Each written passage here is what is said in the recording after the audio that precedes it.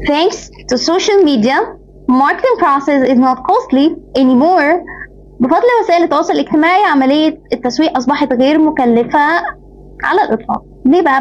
بالذات لو شخص لسه في بداية البيزنس وعنده limited budget أو ميزانية محدودة بشكل كبير، مش مضطر إن هو يوجه الإنفاق بتاعه على فكرة الحملات الإعلانية والدعائية، خاصة في المرحلة الأولى. مش بقول إنها مش مهمة، لكن بقول بالذات في المرحلة الأولى ممكن يكتفي بوسائل التواصل الاجتماعي بس يوجه الإنفاق للنقاط الآتية: الجودة، لأن كل ما تكون الجودة مرتفعة الناس هتتكلم بشكل إيجابي عن المنتج بالذات على وسائل التواصل الاجتماعي. وده بيحصل كتير، بنلاقي منتجات فجأة يعني الناس بتتكلم عنها بشكل إيجابي لمجرد ان في ناس استخدمتها وعجبتها، وبعد كده بيبقى في حاجه اسمها curiosity او الفضول، انه في ناس بيجي لها حاله من الفضول انها هي كمان عايزه تجرب المنتج ده، فبتبتدي انها تقرر انها تشتريه.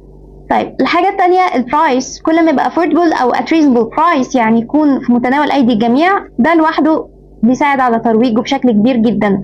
الحاجه الثالثه ودي مهمه قوي، فكره الفرايتي او التنوع، يعني يكون في assortments او تشكيلات او varieties او اصناف مختلفه من نفس المنتج، خاصه لو بنتكلم على الفود برودكتس المنتجات الغذائيه. يعني يكون في فليفرز مختلفه، نكهات مختلفه، مثلا يكون في شيبس يعني اشكال مختلفه، يكون colors الوان مختلفه، حتى الانجريدينتس يكون فيها تغيير من منتج للتاني او من نوع للتاني، عشان شخص الطبع بيمل بسرعه جدا. فلو انت ما عملتش كده هتلاقيه غير وحاول يبحث عن منتج بديل بعد فتره قصيره.